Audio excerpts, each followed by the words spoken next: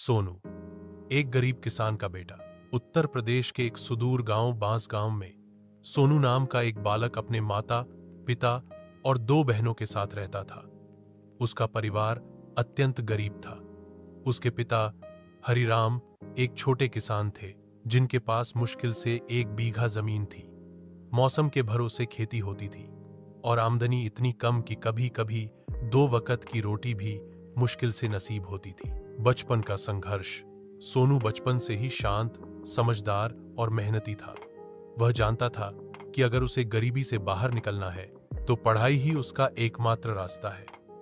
लेकिन हालात ऐसे थे कि स्कूल जाना भी एक संघर्ष था।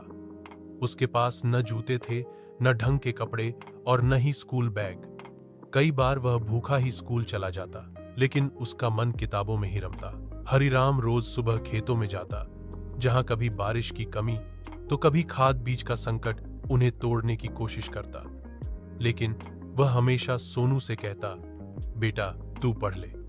मैं चाहता हूं कि तू मेरी तरह खेतों में फावड़ा न चलाए, बल्कि लोगों के सामने सिर उठाकर जिए। मां भी छोटे छोटे काम करके परिवार का खर्चा चलाने में मदद करती। कभी दूसरों के घर बर्तन मांजती तो कभी खेतों में मजदूरी करती।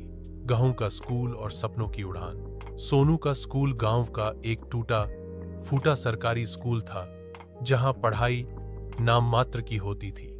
लेकिन सोनू को पढ़ने का जुनून था। वह किताबों से चिपका रहता, जो अध्यापक ध्यान नहीं देते थे। उनके पढ़ाए गए अधूरे पाठों को वह खुद समझने की कोशिश करता। गांव के एक रिटायर्ड मास्टर जी, मिश्रा जी, को सोनू की लगन देखकर दया आ गई।